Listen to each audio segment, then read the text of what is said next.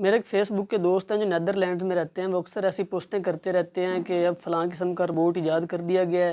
تو اب اس سے متعلقہ جابز جو ہیں وہ ختم ہو جائیں گی۔ ابھی انہوں نے پچھلے دنوں ایک پوسٹ کی کہ ایک روبوٹ تیار کر لیا گیا ہے جو مستریوں کا کام کرتا ہے، جو ایک مکمل گھر خود تعمیر کر سکتا ہے، تو مستریوں کی مکمل چھٹی ہو جائے گی۔ تو میں یہ ریکویسٹ کرنا چاہتا ہوں کہ جس ٹائم موبائل ایجاد ہوا، اب آپ دیکھیں موبائل میں گھڑی بھی ہے، کیلکولیٹر بھی ہے، ٹارچ بھی ہے اور بھی سینکڑوں چیزیں ہیں، تو کیا وہ تمام جو دوسری اشیاء ہیں وہ ختم ہو گئی ہیں؟ وہ بالکل ختم نہیں ہیں، وہ مسلسل جو ہے چل رہی ہیں۔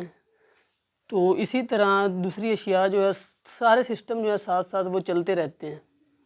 کوئی چیز بھی ہے مکمل طور پر ختم نہیں ہوتی۔ جس طرح اب کمپیوٹر آیا تھا تو کہا گیا تھا کہ دنیا میں بہت زیادہ جابز ختم ہو جائیں گی۔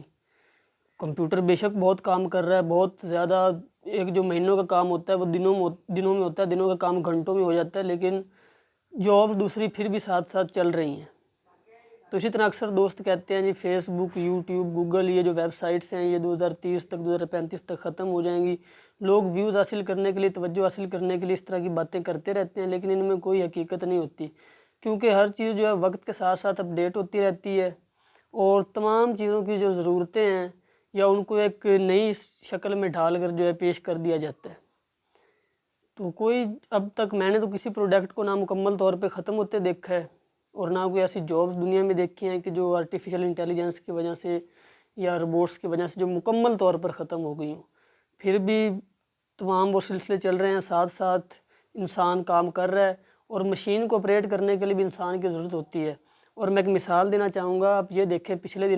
دنوں میں امریکہ جو کہ سپر پاور ہے، کرونا کے دنوں میں امریکہ کو ایک تاریخی نقصان کا سامنا کرنا پڑا، جو اس کی معیشت کو تاریخی ایک نقصان پہنچا۔ تو یہ سوال ہے کہ اگر آرٹیفیشل انٹیلیجنس اتنا وہاں ورک کر رہی ہوتی اور اتنا وہ ہر کام کو کنٹرول کرنے کی صلاحیت رکھتی ہوتی تو شاید انہیں اتنا زیادہ نقصان نہ پہنچتا، کیونکہ انسان جو ہیں وہ گھروں میں بند ہو گئے، ان کا ایک تمام کام کا سلسلہ رک گیا، اس کی وجہ سے انہیں بہت زیادہ نقصان جھیلنا پڑا ایک سپر پاور کو۔ تو انسان جو ہے یہ بہت زیادہ ضروری ہے، اس کی قدر اور اہمیت اور اس کا جو کام ہے، اس کا حتمی طور پر اس کا مقابلہ جو ہے مشینیں مکمل طور پر میرے خیال میں نہیں کر سکتی۔ Thank you so much.